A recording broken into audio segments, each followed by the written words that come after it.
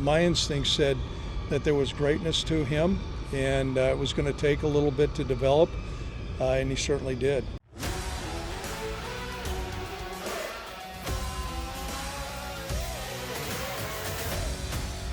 All right, welcome back to the Buffalo Plus channel, presented by Connors and Ferris. Mike Catalana, Dan Fates with a veteran day off. I am Jenna Cottrell. Please be sure to like, comment, subscribe, and share. Bill is back to practice here in Orchard Park. We know training camp is over. Coming up this week, they have the preseason game against the Bears in Chicago. But Mike, today from practice, whether you want to hear about this or not, there is an update to the James Cook saga. Okay, so Sean McDermott talked before practice, said expect James Cook to practice. Now, we heard that at training camp one day, but that might have been a communication thing. I think Cook told him he was going to practice today, and then we walk out on the field, and there he is, back as number 4, like we saw at the beginning of training camp. And do you know what this means? I don't know. You tell us, because we don't know for sure what this means. I think of the Office meme where it's like snip, snap, snip, snap. Like it's like he's out there, he's not. He's back out there. What do you make of this decision by him, and what do you think it means? Okay, we tried to talk to James, which was fine, and he declined comment today. Sean McDermott, everybody else still tippy toes around it. Yeah. Phrase that people still use that phrase? Yeah. Yeah, they tippy toe around it. It's like, we love James, we understand the business. Like, you've heard all of that. It's the same thing. They do support their teammate. Do they want him out there? Absolutely. Are they a different team with him out there? Absolutely. This was practice. But here's the truth is, we don't know where he's going to be tomorrow. Now, I would think if he's out here at practice on this day, Tuesday, that he would be there Wednesday. We don't know about the joint practice. We don't know about the preseason game. I don't know. I said to you after the game on Saturday that I thought Sean McDermott seemed a little annoyed with the whole thing. I would say it seems like maybe even James Cook is a little annoyed with the whole thing on his own side. That's just my own speculation, that maybe it's not going the way he wanted, and sitting out of practice isn't really what he wants to do. He wants a deal. And I don't know if there's enough movement. Maybe there's some, we'll see. But right now I just feel like he feels more comfortable being out on the field practicing, and so that's what he did. Do you think him being out there today is any sign that maybe they are closer? I feel like, to me, I say yes. I do too, but I don't know, because I thought the fact that he showed up here, mandatory camp, and then he came out for the first practices of training camp, and you're like, okay, this is going to be the way it goes. And then all of a sudden he's like holding in. And maybe the hold in didn't have the impact he wanted. I guess there's always the other side. You say maybe the hold in did have some impact. Maybe it did cause more of a conversation. I hope for Cook's sake that's the case. I think the team, I've said from the beginning, I think the team has a certain place they want to be, and Cook obviously wanted more, and then we'll see if it comes together. I like this word. This is a media word. It behooves both sides to get together and make a deal. You can say all you want about overpaying a running back and all those things. They're a better football team with him on the field, and it's a lot of money to make this year. He's going to play for this team. I'd like to see it be with a new deal, but one way or the other, I don't think the team is going to move that much. It might just be more towards the middle. I think also if they were to sign him, they could kind of rework the cap situation for this year. Great and point. at that moment, I do think that James Cook has a little bit, I don't want to say leverage, but like there's a feather in his cap of like, hey, I could help you out right now in that regard. Him being out there, to me, I thought of was a good sign. Just to see him out there back with his teammates, that to me in good faith, hey, I'm being back here. But you're right, that doesn't mean just because he's back out there doesn't mean that he might not hold in tomorrow. Like, this really is such a fluid situation.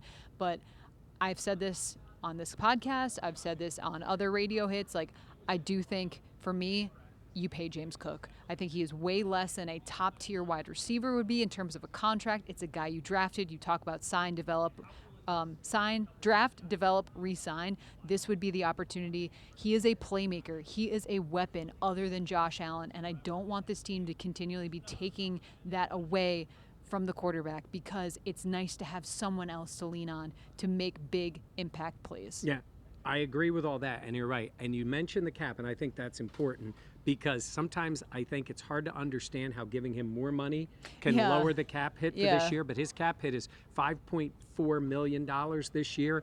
You can sign him to a deal. You can lower the cap hit for this year, and then you just push it down the road where, as we say, the cap goes up. Now, they have other things to consider. Connor McGovern. Yeah. Eventually, He has an even Osiris higher Torrance. cap Right. hit, yeah. He does too. Like, Yeah. do you come up with that? Is this Yeah. part of other deals? Because when you get to this point, it's easy to say it's a couple of $1 million. Sometimes that's the difference between getting a player to agree to the deal or not. They do have some cap work to do. Spending money, and we would all love to do this, spending money helps your budget. How's that? Wow. I got to tell Zach that. You will hate to hear that. But it in the NFL, it kind of does. It is funny. It's counterintuitive for sure. You kick it down the road. The credit card bills, we'll pay them at whatever point because you're going to pay it and then you're going to spread it out. So to me, he is a dynamic guy, and I want to see the Bills surround Josh with as many of those guys as possible. So that is why I am team pay James Cook. Yep. Again, substantially less money than a top dollar wide receiver would be. He's made an impact, so there's that. Okay, let's move on. I think people are probably tired of it. This was a really cool moment today at practice. Josh Allen's college coach at Wyoming, Craig Bull, was on the sidelines, Josh running up to him. It kind of was a full circle moment, though, of Craig Bull knew Josh before he was Josh Allen. He was the 0-star recruit coming out of Reedley Junior College, like all that stuff, and to now be on the sidelines. I thought it was really interesting to talk to Bull just about how he said Josh has always had that Superman S on his chest. Yeah, I mean, he loved him as a guy. That was the thing in the beginning. He's like, he's that guy. And he said something very interesting. The Bills did the most work on Josh Allen, the person, coming in. So they knew what he was. And then he said, nothing surprises me. So then, of course, I asked him, but does anything surprise you? Yeah. And I think he said I think the refinement of Josh's game, which is the one question, right, that everybody sort of had, that he took it to this level, to go from being the wild child, the busher to the surgeon. I mean, you're quoting Dan Faith somewhat. No, well, Dan Faith is quoting. Yeah, yes, he stole it. But it is the one he likes to use. He did become the surgeon who can still be the butcher, who can still do all those things. But I thought that was cool. And the excitement in his voice, talking about Josh, and then seeing him. I loved, they like slapped hands when he went. That was cute. And he said, go to work to Josh. I didn't see that part, kind of but funny. that's really I like cute. That. I like that out of him. No, it was a really cool moment. And I think like I said, it was full circle. Like you think of what Josh was coming out of college and how not many people thought he could be the person that he is today, but it's really impressive too to Josh. And I know what caught your attention was when he talked about Josh's style of play. What he talked to McDermott and Bean about. Oh, with the sliding? Yeah. Oh, yeah. I was like, we tried to teach him, and Josh in this post-practice interview was like, yeah, he tried to teach me, but yeah. Well, just in Josh fact, Allen. Let's take a little listen to Coach talking about that and talking about Josh Allen. I cannot tell you how many times I talked to him about those things. And when I was talking to Sean in the gym, I go, I got some stories to go, oh, we know where this is going. I think they worked that out of him a little bit, but I cringe when I see him jump over a guy or something, like just maybe slide. I think that's part of his greatness. So that was a point of emphasis that Coach Bull tried to instill in me, but he's a fantastic coach, but didn't do great in that aspect of trying to get me down to slide. But that's my fault. Okay, I also really love this little bit. I was reading a story, and I asked Coach if this was true, that when the offensive coordinator at Wyoming first saw Josh Allen's tape, he thought it was fake. And he's like, yeah, that is true. That is unbelievable. First of all, a day like today, it probably would have been yes, fake that's on fair. somebody else, that's not fair. Josh Allen. He was ahead of the curve. He was ahead of the curve with fake. Yeah, because some of the things that he did. Isn't that funny? Even when you've watched him, sometimes it doesn't seem real, even though we're right there in the building, some of the things he does. That's great. Yeah, I loved that little tidbit. Okay, what were some of your standouts today from practice? Wait, before we get started with the stuff, I do think it's important to note in terms of the injuries. Yeah. That's been something else. So Cole Bishop and Taylor Rapp both limited, coming back to practice in a limited capacity. We saw Khalil Shakir right over there.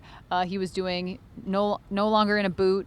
He was doing some stuff with the trainers out here, smile on his face. And then Deion Dawkins did leave practice, but you saw him afterwards. Yeah, well, Matt Beauvais, friend of the pod, and Elena Getzenberg from ESPN were over there talking to him, and he said, I can't talk to the media because I was left practice. And then he sort of, in a Deion way, danced away. They asked, are you okay? And then he didn't say anything, but he danced away. Yeah, so. I think he was fine. It could have been the heat. We have no idea. Yeah. But I think he was fine. Okay, a couple of things about that. So the safeties, you talk about the guys like Cole Bishop and trying to get him back out there. So I asked Sean McDermott about the safeties. And, everybody always goes back to Poyer and Hyde, which is true. They depended on them so much. They were so good in that spot. And I asked him specifically, does that change the way you look at the safety position? And I found it interesting, and maybe you will too, with the way Sean responded. I think the biggest thing is you cannot lower your standards, right? And it is such an important position to a defense. I mean, years ago, coaching Brian Dawkins, we had Mike Lewis next to him, we had Tim Houck next to him, we had Blaine Bishop next to him. And that pairing up is critical, probably more than any position on the field, offensively, defensively. And I think the important piece is that we don't lower our standards. If we want to be a good defense, you got to have two safeties that can play football for you. I like that idea. I think that is a place to set the bar. It's going to be awful tough to have that this year, at least in the beginning of the year, because it has not just been quality of play and injuries. It's getting them out there, time on task, as they always talk about. It's getting both of these guys, if you talk about the starters, on the field at the same time, getting those reps. And that is awfully tough to depend on in a game when that has been the MO of this defense. It started from the back front. Yeah. It doesn't do that anymore. I actually kind of think right now the defense starts at the linebackers and then goes a little front and a little back, and they're hoping the D-line eventually takes over, and the corners can be really good.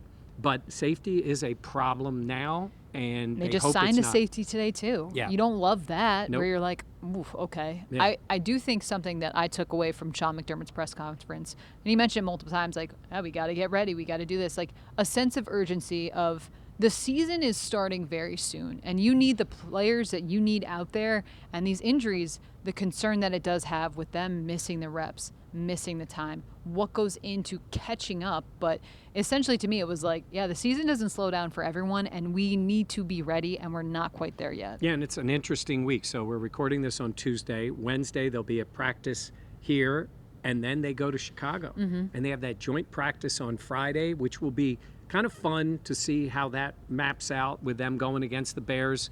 And, you can protect the quarterbacks, which is great. Because they'll wear the red, and then they play the preseason game. But I think, the scrimmage, again, how many guys are healthy and are out there? Like Shakir's not going to be out there. Yeah.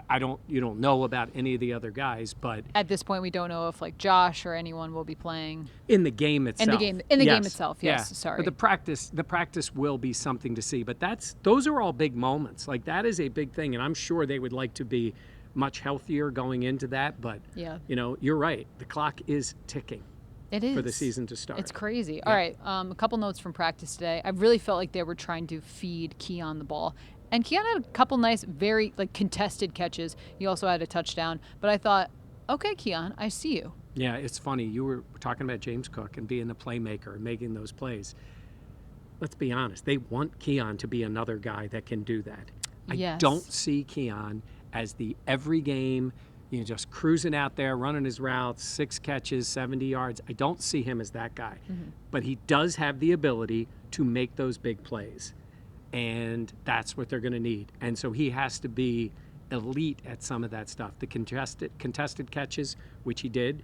The on the run with Josh catches, which we have seen him do. I just don't know if he's wired the other way. And maybe that's fine on this team, because I think Josh Palmer could be doing some of that, and obviously Shakir will be doing that, the guys that are a little more consistent in route running and catching the ball. Is playmakers. Is nuanced a fair word to say? You mean his skill set? Yes. Yeah, I think it is. Okay. But you want that to be an elite skill for him. And I think that potential is there for him. No, I'm saying like Josh Palmer and Khalil Shakir are a bit more nuanced in what they can do in their repertoire, as opposed to Keon being kind of, I don't want to say singular in that way, but well, he is not considered a speed guy. He is not considered a separation guy. He is not considered a great route runner. Yeah. Now those things can be improved, but that's not his skill set. His skill set is his size and his ability to go up and get the ball, and then they above the rim. Yes, they love that, above the rim. Did I interrupt you? No. Oh, okay. No, I would never complain if anybody interrupted me. No. It is very different when it's just the two of us. I interrupt you way more when Dan's here Yes. because I feel like I got to get my point in. Someone was saying, like, Jenna doesn't say much. And I'm like, yeah, how can I? I know. You, Dan talks so much. You both do. Professional yappers. Yes. That's why we love you. Okay, Jamarcus Ingram, too. I know you Yeah, wanted so to I mention him. and I was against the twos, but he jumped a couple of routes. Listen, I like him a lot. Yeah. And I think his role, special teams, he can play on the outside. He gives them some versatility. He's an inexpensive contract. You know, when you talk about practice squad, he's a guy that came off that practice squad. I like a lot about him. And then Cam Lewis, always out there playing. And I wanted to mention, I got a chance to talk to Cam because Sean was like, yeah, Cam's got to know this and know that. And I said to Cam Lewis, I go, is it ever mentally tiring to know all these roles? And a lot of times, guys' answer will be just knee-jerk. It's like, no, it's my job and all. And he kind of paused and he was like, yeah, I got to be honest with you. Sometimes it really I is. appreciate that. It's got to be. He's How got could to it know the not? slot. He's got to know the safety spot. He's got to know At any the highest cornerback. level, too. Yes, because at any moment, he said, like a backup quarterback, without the reps, he's got to go out there and do it. So while you may understand the high end that he maybe doesn't have, respect the ability he has to plug holes on a 46-man roster on game day where he can play if anybody comes out of the game in that secondary. Yeah, no. All right. That was good. Yeah. Anything else? I don't think so. I think it was good. Okay. It's a little warm still. Yeah. I don't know how the players do By it. the way, can we say, at least for this moment, we're in the building? Yeah, I mean, We're in a building. We're in a building. Yes. It's not the building. Yes, we'll see. And we will have our recap of Hard Knocks Later on. later on, so you'll get a chance to see that when you watch the show and then get our Yes. recap of the show. Yes. Hey, we're out here grinding. I know. I'm kidding. I mean, know. people would. Yeah. Yeah, I was it's say not- we're not at so it. bad. Yeah, no. Now it's- we're going to I'm lunch. truly drunk. Yeah, exactly. She's been waiting for that. I'm so excited. I know. Okay. All right. Please be sure to like, comment, subscribe, and share. We'll have plenty more updates this week. For Mike Catalana and Dan Fates with a veteran day off, I am Jenna Cottrell. We'll catch you next time here on the Buffalo Plus channel presented by Connors and Ferris.